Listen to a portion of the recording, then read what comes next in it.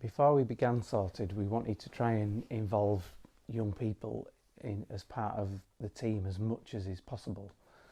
And yet the first few months of Sorted, it was really hard to do.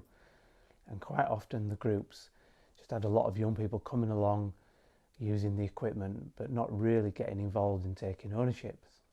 And then one night we were setting up for a session on a Friday night, and a couple of texts came in quick succession. One volunteer was stuck in traffic and couldn't get to the group. Another one had just got out of work and was going to be late.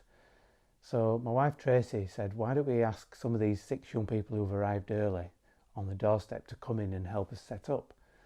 So we did, and they set things up with us, and then the youth club opened as normal.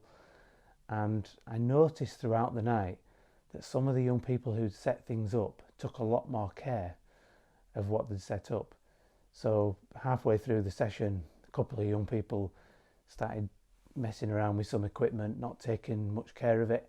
And those young people who'd set up came down on them like a ton of bricks, and said, oh, stop messing around with that, we just set that up.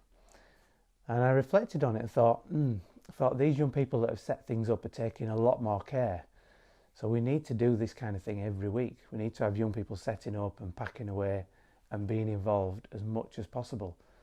So from then on, we've done that with all Sorted groups, and it really does make a difference. And it's a little tiny way that young people can get involved.